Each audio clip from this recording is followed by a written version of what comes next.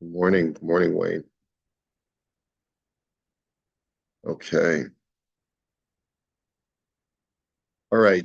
So we saw this disturbing halacha, and I say just disturbing because it's difficult for us to get our heads around the idea that under certain conditions a person may be exempt from hashava saveda, because we normally think that um, anytime you can make a kiddush Hashem, you should. It's probably in the best interests of a civil society to fulfill this mitzvah, even to non-Jews, um, especially if you want to be able to preserve the peace, especially if you live in a Jewish neighborhood where there's a likelihood that if it was lost by a non-Jew, you might be resentful that people are not returning items, right? And you might be resentful to the Jewish community. So for all of those reasons, it really makes sense. However, the compelling argument that I think we need to consider is I can't make a Kiddush Hashem with someone else's money. That was the argument that we were making yesterday. So when a creditor loses the gold watch collateral, and I find it and I know that it belongs to my friend the Jew, so then I may have an obligation to give it to my friend the Jew because it's not my option to say I'm going to make a Kiddush Hashem with your watch. But I will tell you, maybe probably the best solution is to go over to your friend and say, I know the gold watch that you gave as security for the loan. I found it on the street. So what do you want to do with it? And don't you think we should just call up the your creditor and let him know that he lost a watch? In that situation, when both Jews want to do the right thing, then that's what they should do. But it has to, I guess, be done in collaboration with the fellow. And so the last thing that we saw is is an adjunct to this halacha. If a person finds a lost item and he knows that the item is insured, this gets into a much larger issue. If I go ahead um, and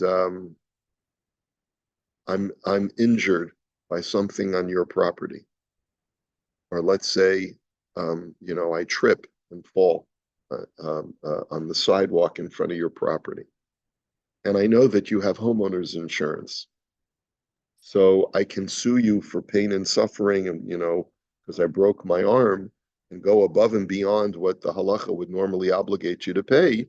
And I say, what's the big deal? It's covered by your insurance. I'm really just suing the insurance company, and I'm not suing you, which is a much larger issue. But what if the Jew says, yeah, but you're going to be causing my premiums to go up, and there's going to be a deductible that I'm going to have to pay. Why can't we just make a pishara and you not go through the insurance? And so really who's in the right in that thing? So this last paragraph that we saw was dealing specifically with the mitzvah of Hashava Saveda. Uva Adam Hamotze Mitzia Shel Yisrael Mivutachat Bibituach Shel Goyim. If a Jew finds another Jew's lost item, but he knows that it's covered by insurance by a non-Jewish insurance company, Nira shechayev lahachzira liba aleha, kaven shebederach klal yesh ishtatfut atzmit shel Yisrael.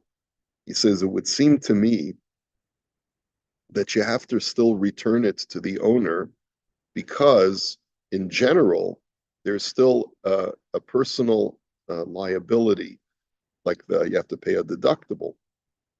So uvazehu mechuyev l'kayim mitzvahs hashava saveda. You have to at least fulfill the mitzvah to prevent the guy from having some level of personal liability. V'yesh lomar shegam ba'ofen she'ein lo hishtatfut atzmit. And you can also argue that even when there is no deductible, and you can ascertain with certainty that this guy's premiums are not going to go up, and there's no deductible. Mikol makom me'achar sheyesh lo ikuvim v'tzar ad sheyikabel et hakesef mehabituach. But nonetheless, the Jew is going to go through emotional suffering until he gets the payment from the insurance company. Gam bazeh yesh mishum mitzvah hashava saveda. There's also an aspect of hashava saveda in that situation. Um, And then the opposite issue, Rabbi, which is, yeah, just give me 1 second, Izzy. The opposite issue is the thing he says in the very last line. He says, what will be the din if a person finds a non-Jew's lost item that is covered by a company, a Jewish company? You see, he doesn't tell us what. Yeah, Izzy, what is it? what if the guy finds it after he claimed the insurance? If I find your watch after you've claimed the insurance, Yeah, so the wouldn't that be like Yayush? so I see what Izzy's saying. A guy loses his gold watch, claims it with the insurance, and then I find it, I find the gold watch later. So did the guy have Yeush? It seems that the guy had Yeush, but but is there any halachic obligation? Forget about moral obligation for a second. Is there any halachic obligation to notify the insurance company? And yeah, it could be that if my friend had a deductible, even though it's after the fact, I still have a mitzvah of trying to retrieve that deductible for him. So because maybe at this point the insurance company will you know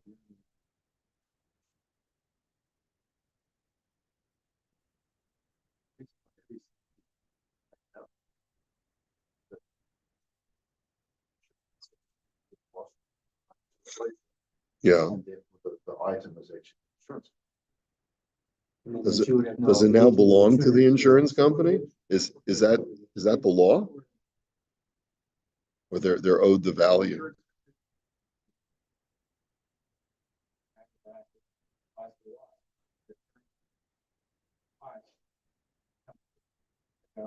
Like the watch back.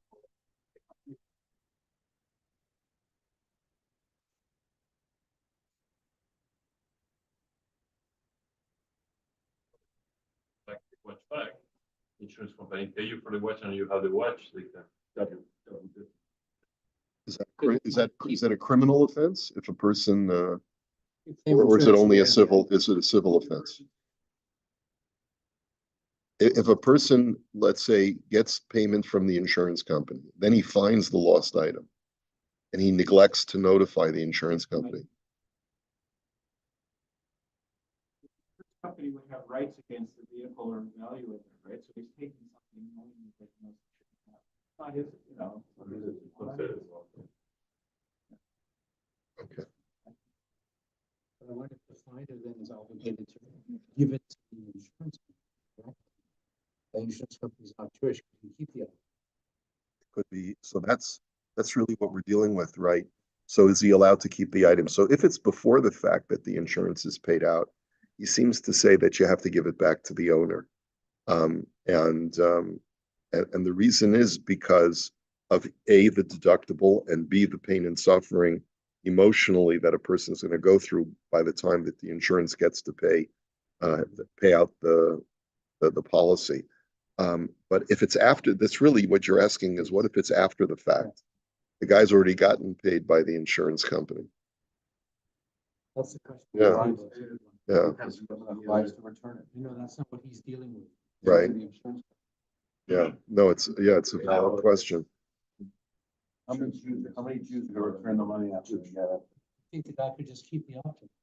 Because you can keep the object if you find a non-Jewish object. That's true. This is So, a non-Jewish object. So right, that's what you're arguing, Paul. The argument is that it really, if anything, it belongs to the insurance company. It's a non-Jewish insurance company. It's a company, maybe I'm allowed to keep it. All right, but at the same time, what about the Kiddush Hashem aspect? If a person feels he can make a Kiddush Hashem, then he should. It would stand to reason that he has to contact the insurance company then. Yes, it has to do with the insurance. Yes. All It's right. a separate agreement between the Jew and his insurance. I suppose that the item really now belongs to the insurance company. Yeah. Okay. So in footnote hey, he says Venira de lav davka. He says it doesn't specifically have to be the way that Rav Sharaga has described it. Ela afilu b'chiyai gavna She'ein shum iko v'otzaru chedoma. Even when there's no deductible, even when there's no emotional pain, chayev lahachzir liyisrael es ha'aveda. If it's before the fact, you still have to return the lost item to the Jew. Mishum shehayisrael asa heskem im chevrat habituach b'chulei, sheyishalmu lo im yeh aved cheftzo. He says, because what was the agreement between the Jew and who owns the gold watch and the insurance company? He made an agreement with the insurance company that they will pay him if he loses his item. But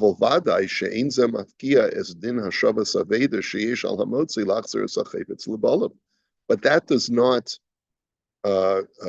eliminate the mitzvah of Hashavas Aveda that any finder has to return the item. We're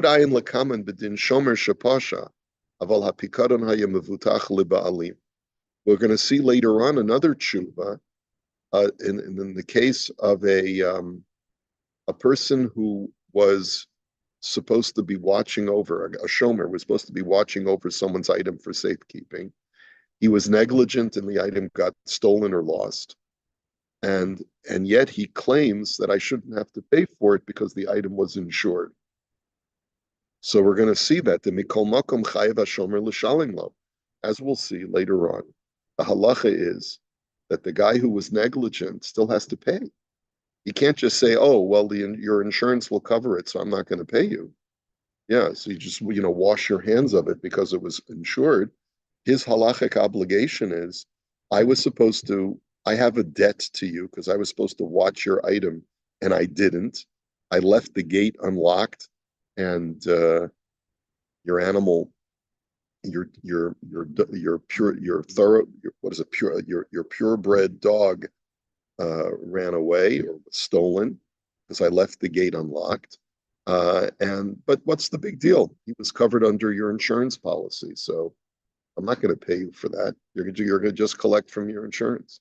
Behind time canal, and it's the same argument. The chobas hashmir hi al etzem apikado, because there's an obligation that you take upon yourself when you commit yourself to watch over something, and it's the same thing as the Torah obligates me to return a lost item to a Jew, regardless of whether he's going to be made whole financially from some external party. You see, in other words, it's an obligation on me as a Jew to either make restitution for my negligence or to fulfill the mitzvah of Hashavas Aveda. And that's independent, according to the annotator, that's independent of his financial loss or lack thereof.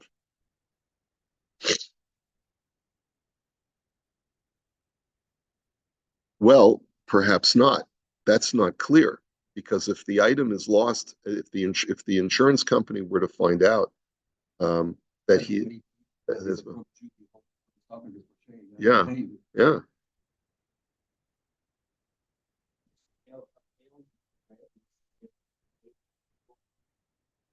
All right, now you know you're confusing us all. Yeah. You have to bail us out there.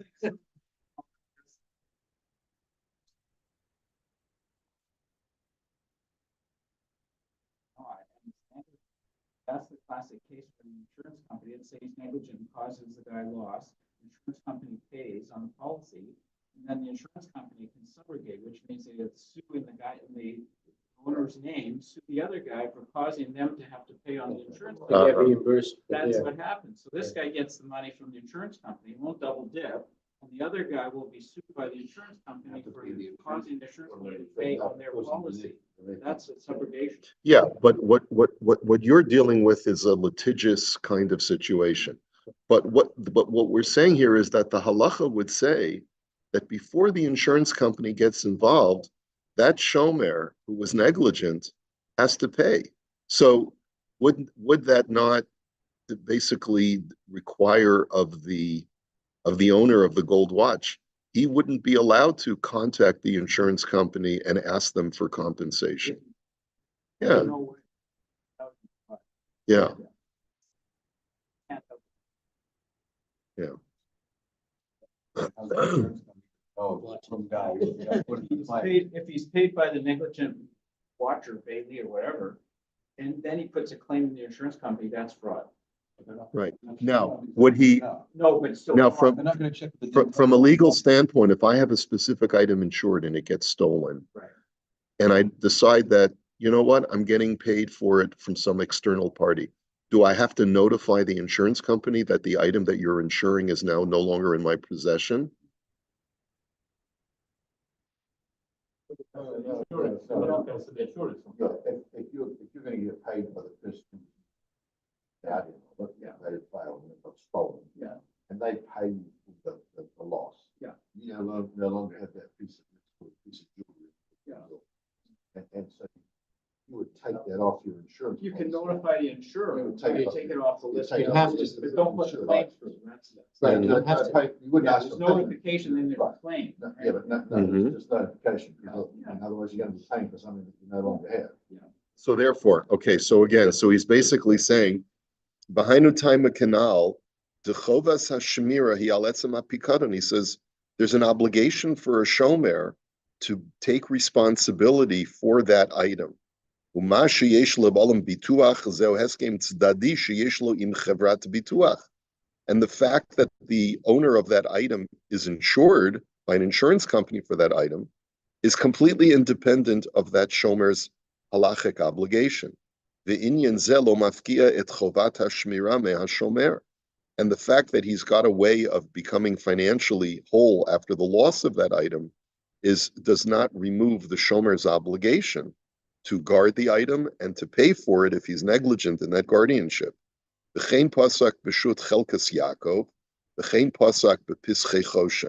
this is all accepted. And by the way, this make a great sugya share. I may decide to pilfer this for us a future sugya share, just to talk about dealing with insurance company issues.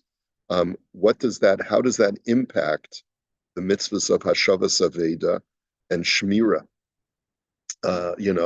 Because we live in a society where the insurance company takes care of everything, but it also, in a sense, you could look at it this way: it removes from the individual Jew any kind of financial obligation. Oh, don't worry, it's insured. You don't have to worry about returning it. You don't have to worry about watching it. And don't worry, I'm covered by insurance. And so, in a sense, it's almost like we're squandering the beautiful parts of the Torah where we're supposed to be taking care of each other.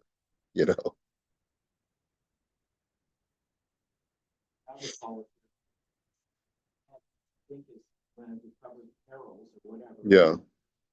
You're going to get paid by the insurance company because you have an adjuster whose job it is to adjust to the zero. Basically Right, to do his best to get out of pain. Yeah.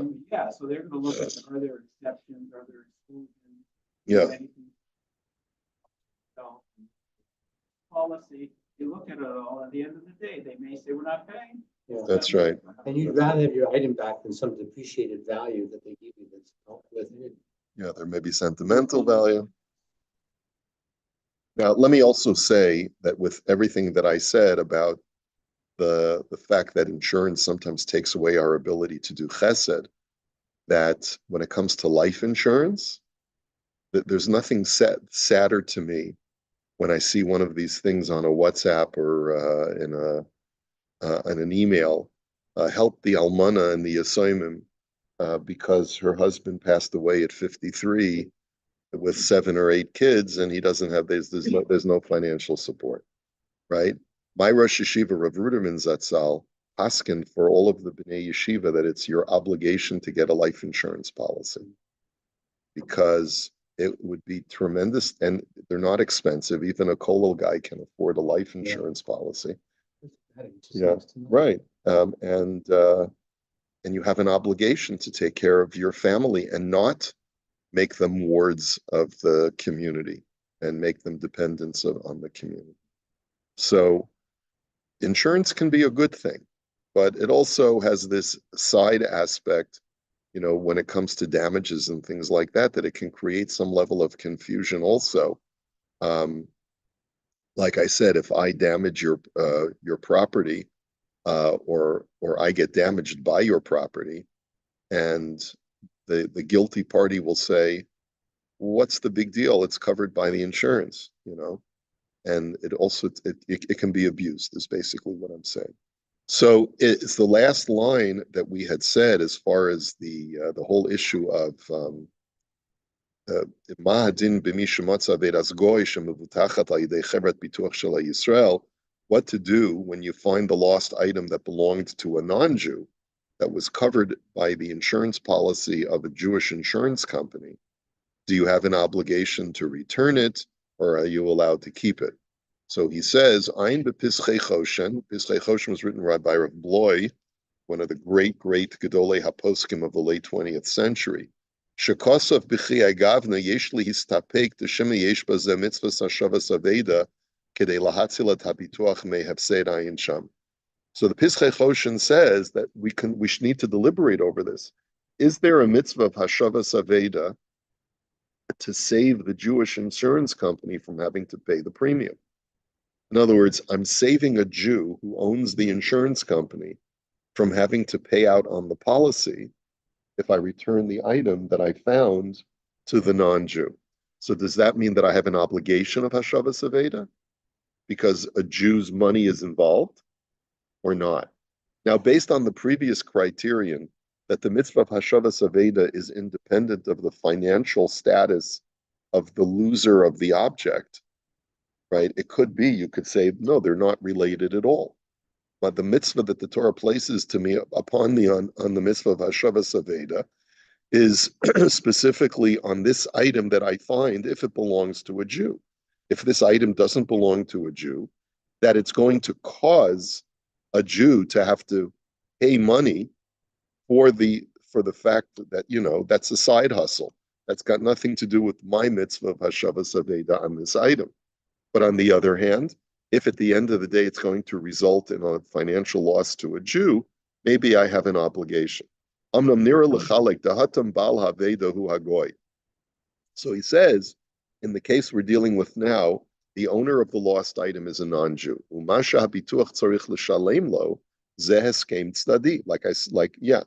He says the same thing. He says the fact that the insurance has to pay out for it is a side thing. It's a side issue. That was a separate arrangement, a financial arrangement between the insurance company and the non-Jew. But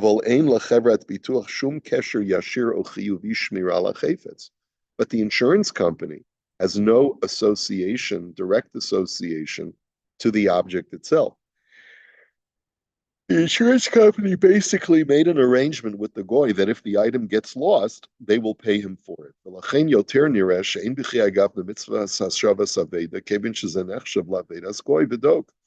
And therefore, Rav Bloy writes that there is no obligation of Hashavas Aveda there because it belonged to a Gentile.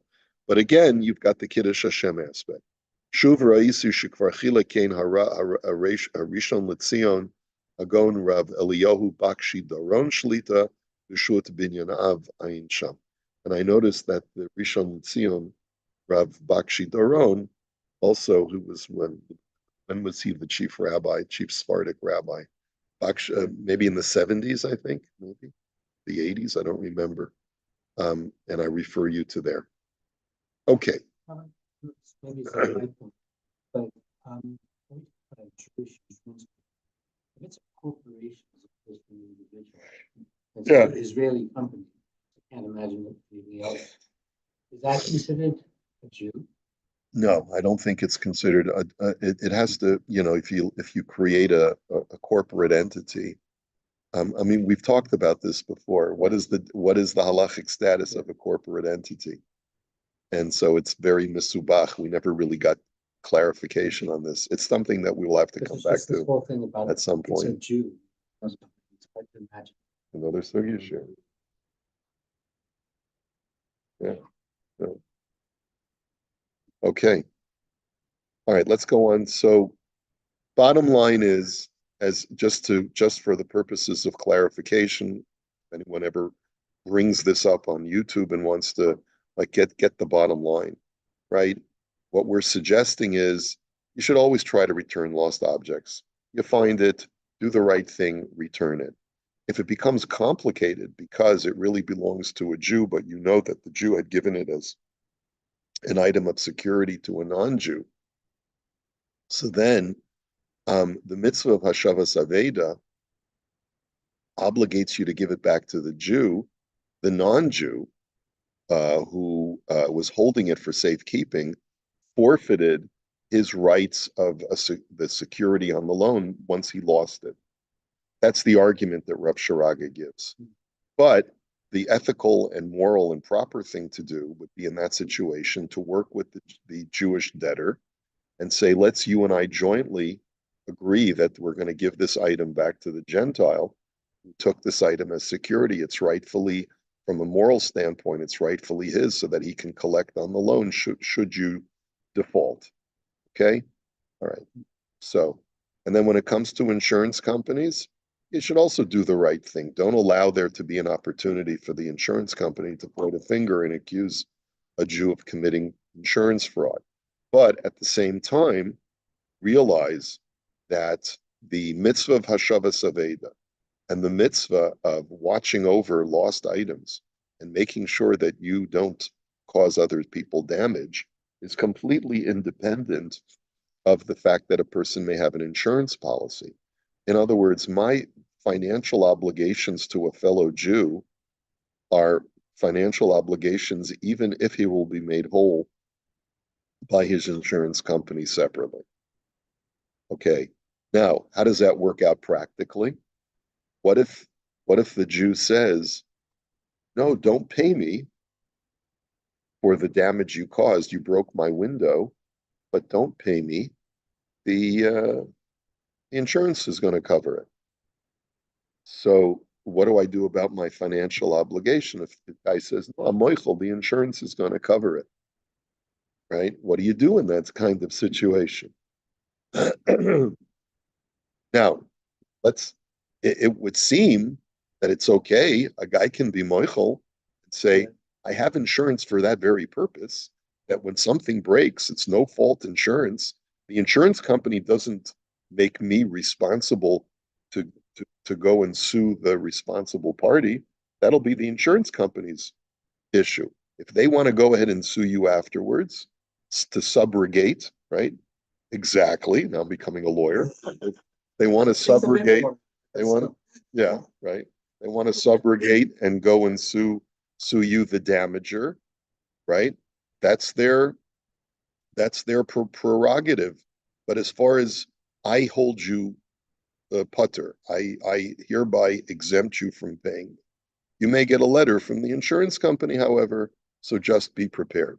That seems to be fine, right? But if there's a deductible, then I should be able to take the damager to Basin and say, you have a halachic obligation to cover my deductible on this broken window. Or let's say the insurance company only pays X percent of the cost of the replacement, right? So wait till I get my insurance. Let me see how much they're going to pay me. When whatever differential, I'll show you, and then you'll have to pay. Yeah. And they will arrange. So it doesn't matter if you broke the window, your insurance that you from your car is going to cover But it's car insurance. So it's super complicated. So the insurance they did. So it's not that I pay you the 10% of deductible and that's it. No, that's what maybe in the past. But now it's the whole organization. The insurance is way more complicated because my daughter was in a car accident. She wasn't driving. It wasn't her car, but my insurance was involved there. Wow. Over. Because that's just the way it is. And I was fighting with him. So why do I have to? It's not my daughter's car. She wasn't driving. She was on her way to school.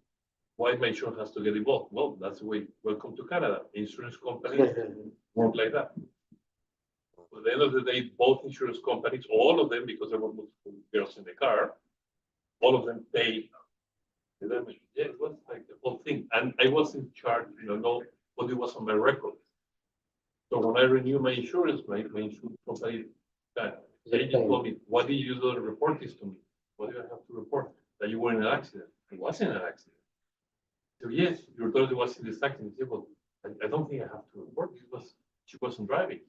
It wasn't her car. No, I have to still report it. So it's quite complicated. Insurance, it's. That's why everyone steals from the insurance company when they get Yes. it. Animals. And that's why when you go to the dentist, they charge 10 times the value of the real, the cleaning. They charge $500 for 6 months for a cleaning. But if you pay cash, it's $200. They overpay the insurance so they can get more. Because the rate. So the whole insurance thing is it's like a mafia. It's a business. It's a business. I know, insurance, they have, but the town said it's good.